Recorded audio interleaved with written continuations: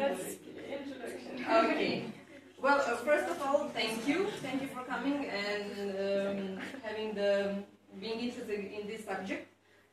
Thanks, Anna, for invitation. When she first approached me and explained what this was about, my first thought was, okay, fear and failure is not our favorite F words in Serbia, but I truly believe that it is something that we should talk about, and I think this is the reason why Milan and I are here today. And it's not a chance that we are all, the two of us are women, I think, so it's also quite a big thing for us. So, this is my first slide. When she told me I had to put a 5 slides presentation, I thought about what was the first maybe failure in my life that I could remember of, even though I don't consider it as a failure. But I think it illustrates very well that we have a border in our life when we speak about failures. This is me, like 6 or 7 years old, in an annual ballet concert. It was a really big thing for me. And as you can see from the color of my costume and my space on the stage, I was very good at the ballet, so I was one of the main dancers. But I had this issue with my head. I'm the one on the right side. And I tried to fix it during my show. We were like this little Chinese girl, and we had like this choreography, and I tried to put it up, but it didn't work. And eventually I realized that at that moment I cannot stop the whole show because of the other kids and just put the head on the right place. I just continued to go with it and somehow ended the show. And thinking about it now, I think it's because I was raised by a very brave woman, a single mother who raised the 3 of us, and she's a person who has a solution for every problem.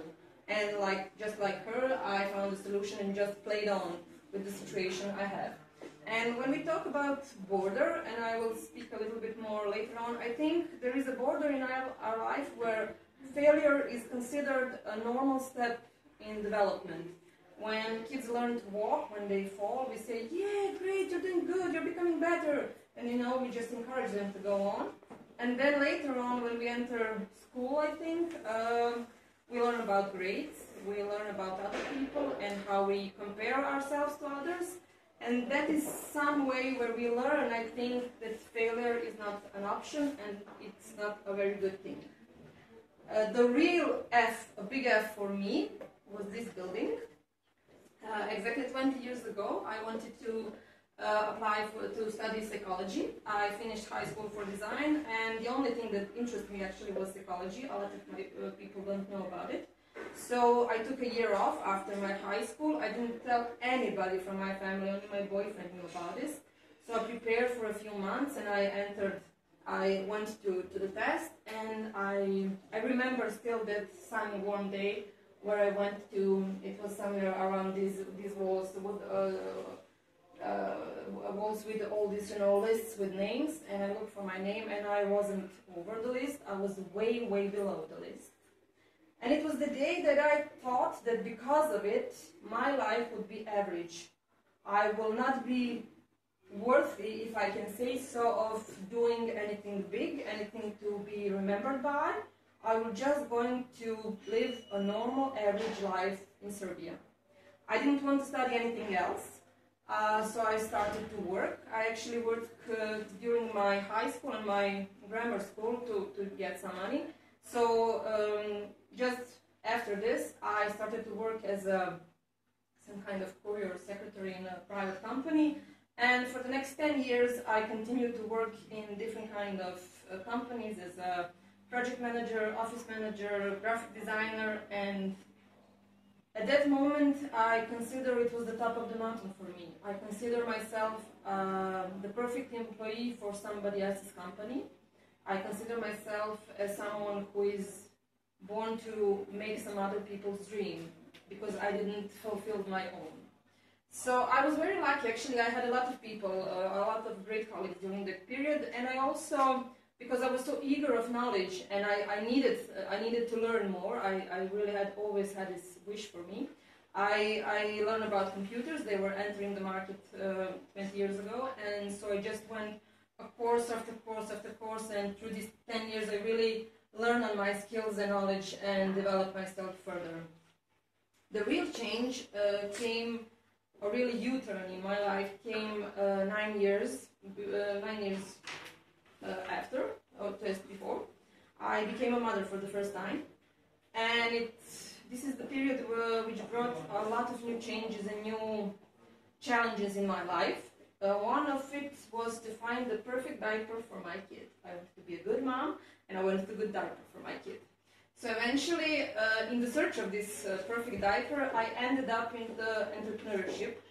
I started a company with my friend here in Serbia, and we are making bamboo diapers, washable bamboo diapers. And it was something that was like, you know, when they say about exiting your comfort zone and you think of something, you have this picture.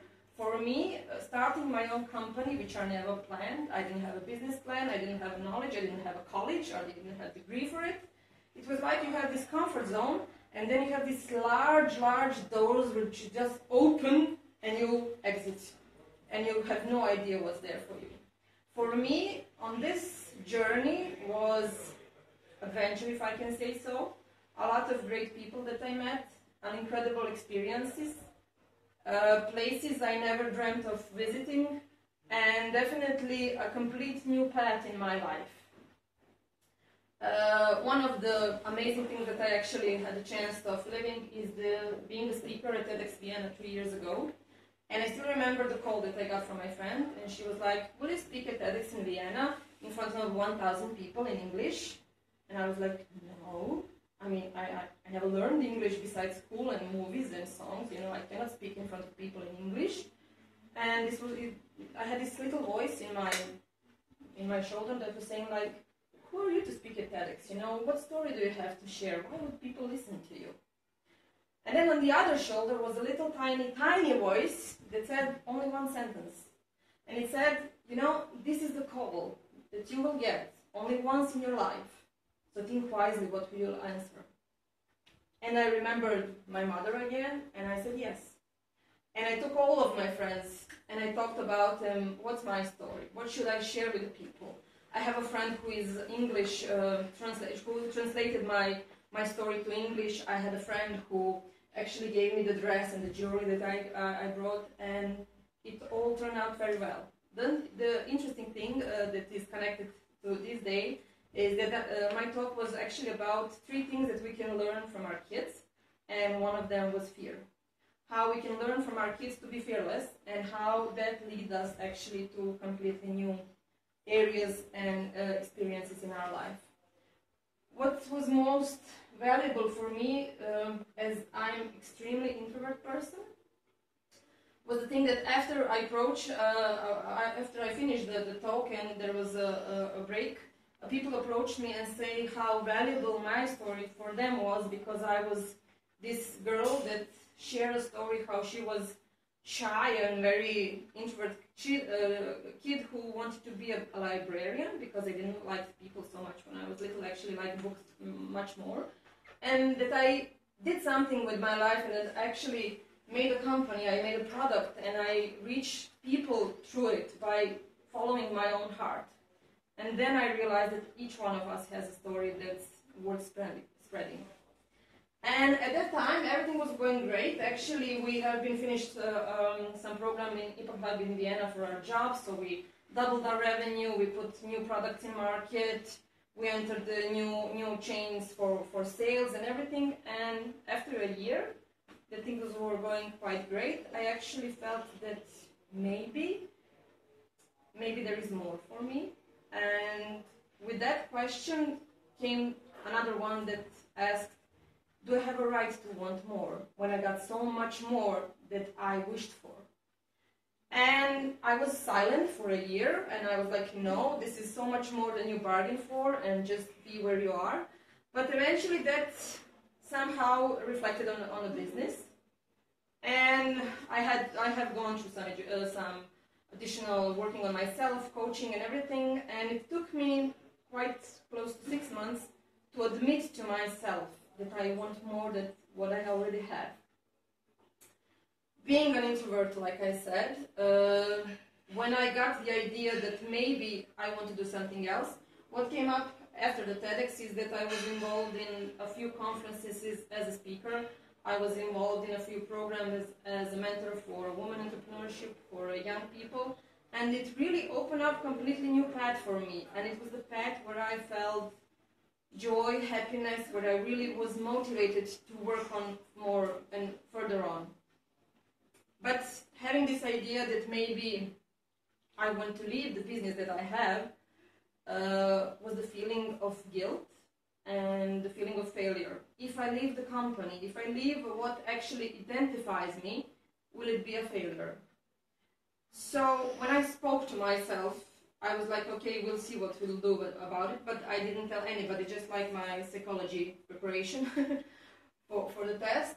And I actually went in silence for 3 months, and my husband, with whom I have a very good relationship, thought there's something wrong with our marriage, you know. And I was like, for 3 months, I was thinking, what are the options? What are my exit strategies? What can I do? We had an offer for an investor. We can sell our business. I can leave. My partner can continue. And all these scenarios in my head just mix it up. And on the other hand, while people were meeting me in town and asking me, oh, how's your business? I see you on Facebook, everything was going great. And I was like, yeah, everything is going great, you know. And inside of me were like little implosions that were screaming, no, it's not going great. I want something more. I wish for something more. I know there is something more for me. And it took me 3 months to talk to my husband. In the first place, I talked to my partner. I told her that I want to exit in a way, and at that moment it seems quite okay, and we started to discuss what are the options. After 3 months, I spoke to my husband, and he was so happy to learn that it was not about him, it was about me. And we don't have a problem in our marriage. So he was super supportive. And we talked about it, and we were like, okay, we'll see what will happen. But it actually took me 6 more months to be able to speak with others about it. So like with pregnancy, 9 months of thinking through, a really slow introvert person. When during these 6 months somebody would ask me what's going on, I was like, yeah, everything is great, we're just going on, and just, mixing and boxing inside of me. After 6 months, it was this summer, I was in some seminar outside of Belgrade, and I was in a place where I felt supported, I felt really belonging, and I felt that my new path is something that I should continue to work on. A friend all of a sudden asked me, hey, what's your idea? What you going to do with your job? And her question just stabbed me right here. I froze for a moment, and I was like, okay, this is the moment you have to tell somebody. And I was like, actually I'm thinking about leaving, exiting my business and starting something completely new. And then she froze for a moment and think about it, and she was like, really? What you gonna do? I said, I want to support others, and to bringing their ideas to life. I want to support women. I'm a strong believer that women have the power to make things happen, to change this. And I want to be on their path like some sort of guide or whatever they need. And she was like, yeah, great, I think you will do a great job there. I think it's good for you. And I was like, 6 months, 6 months of agony for this. And I was like, okay, now we can start talking with other people about it. So this was like two months ago. A lot of things happened. And when Anna said, what are you going to talk about? I was like, I want to talk about what's happening to me right now, because it was the most intense, and I think this is how you will get the right message, that life is what is happening right now, not what was or what it will be. It's today. So for the 2 months, I was trying to cooperate with my friend on how we are going to make my exit strategy. We even had an offer to sell our business, but unfortunately at the end the decision is to close the business, which at the moment I thought it was the worst possible decision, but as days are passing by just now, I think maybe it's actually the best. So this Monday, 2 days ago, I went into to get all of my belongings, like office stuff, flip charts, papers, chairs, and everything. And as we packed it into our car, a husband leans over to me and he says, "How are you feeling?" And I'm like, "Wait for a second." And I go in to check, and I feel free. I feel the moment of liberation and freedom and joy and happiness that I'm finally able to make a new path for me. And I realized that what I considered a failure for me to stop the work that I have been doing for 7 years, and from whom people identify me and know me by, is actually the only possible outcome. Because when I started the Die, our company, I started it with an idea to make unknown product available in Serbia. I started with, because I wanted to bring this idea to parents, I wanted them to know about it, I want them to be available to buy it locally, and I did it. I did all of that. For 7 years, I've been in all kinds of seminars, festivals, promotions. I've been online. I really have done everything I could for this idea to grow, and now we have other producers. We can then order them online. They're much more easier to buy online than 8 years ago. So for me, my mission there is complete, and now I can start a new path. And in the end, I think what is most important is we have to know that there are two paths that lead us in our life. One is usually fear, one is love. And depending on the situation, we choose which path to follow. But the most important thing is to be aligned with what we really want and what we truly love. And to me today, as I think about fear and failure, I think the fear is actually what makes us braver. And failure is actually what makes us be better. And even though sometimes it's very difficult when you're in it, while you're living it, the moment, to see it, sometimes failures can actually be a pure blessing in your life. So appreciate it. Thank you.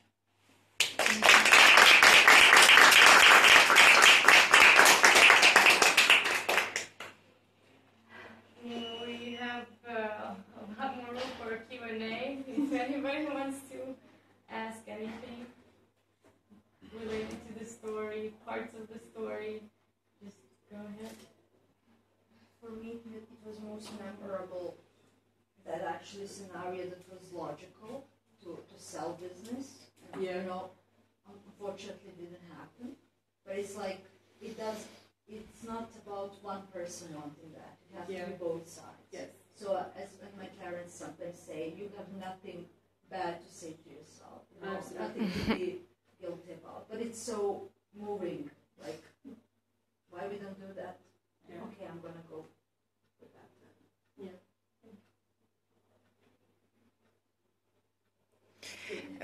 Hello. Can you explain something more about being introvert and being a leader or owning your own business? Yes, well, the problem with being an introvert is that you have all these processes inside, I mean, from my point of view, and it just takes sometimes too long to actually go into the action. So, from my experience, it's good to have somebody close who can just push you a bit, or who you just have confidence in talking to about the first step.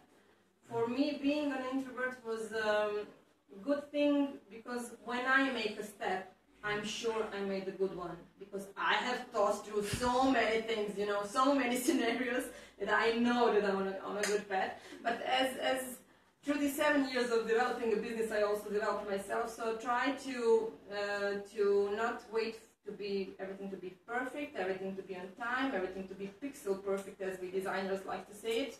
Sometimes I know that you just have to let go of things in order to make them better, faster, or whatever needs to be done. So I think what we as introverts need to do is to learn to believe the inner feeling and just let go at some point. I hope it answers your question. Thank you. Thank you on this wonderful story. I really do appreciate it. And I want to ask you, but before that I want to say, even you are last few days you're passing. And Right now, yeah. Right now, I saw you on in Delta, smiling and talking to people there. So it's really, for me, it's showing what you are stand for. What I wanted to ask you is, when you compare the important moment, seeing yourself below the line, I had the same thing. It's funny how we relate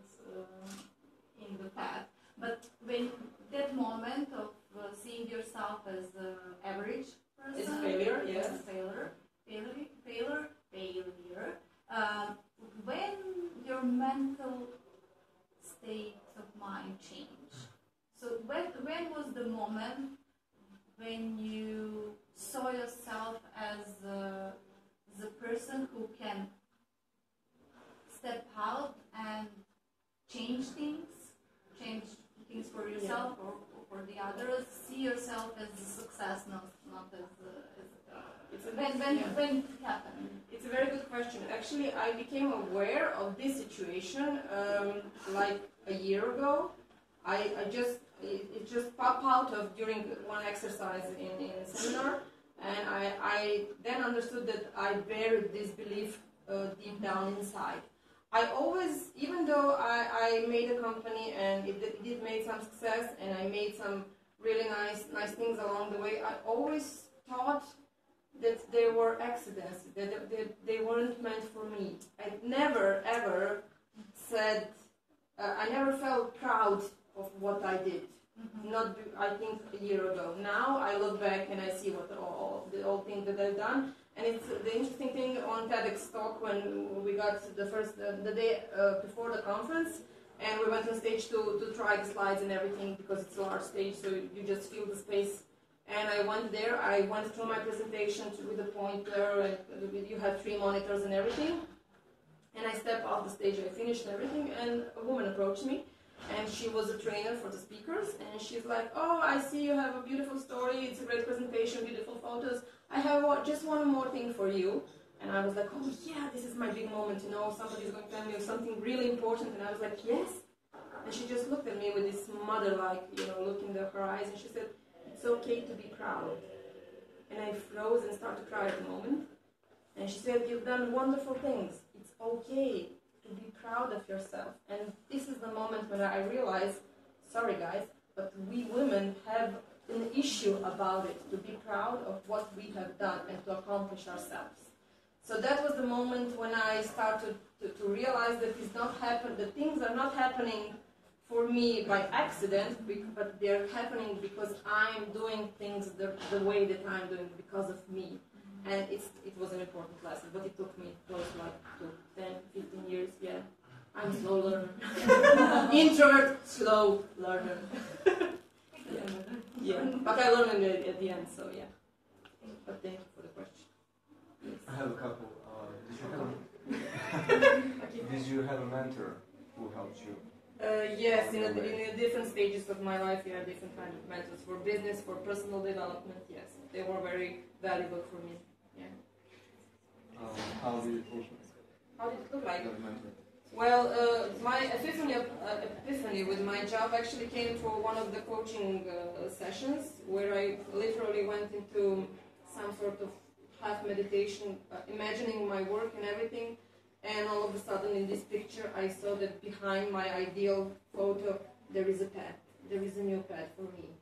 And it actually took me a while to get this picture into my mind and reality that maybe there is more for me than that I was already in.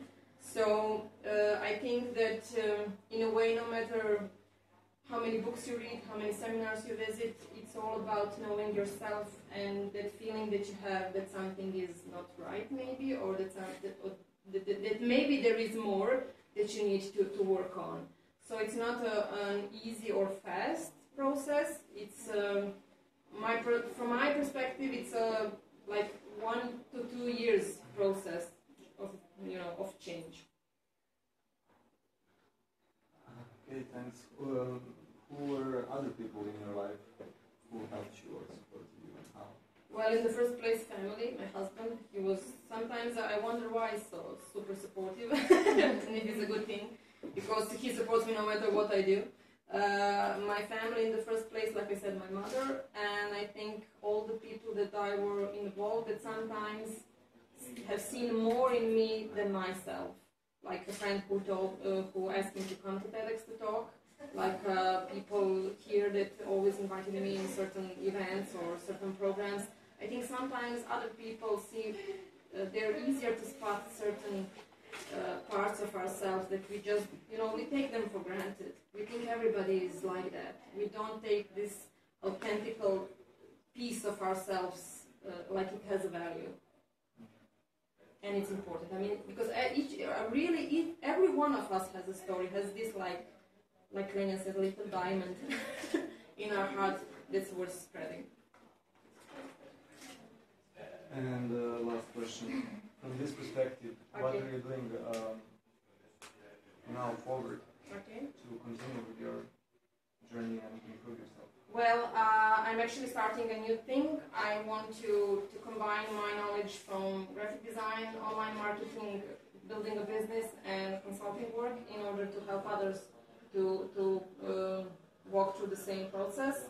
So right now I will be in 2 programs as a mentor to others, and hopefully I will make something on my own to work in the first place with women, because I think there is really a lot of work there.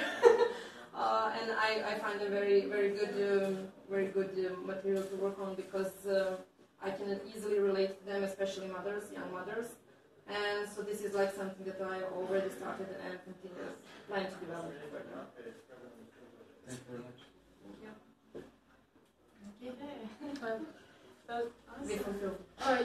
Thank you. I like your energy very much, so thank you for that.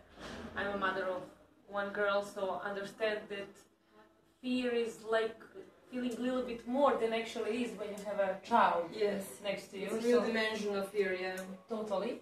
So I just, it's something I want to continue this question. You have already started this your new project, or you need, like more time? I started a bit, but since I'm still like stepping out of my business, I'm still working on. But yes, there are a few projects that I'm already involved in, and I just haven't quite come online with it because it has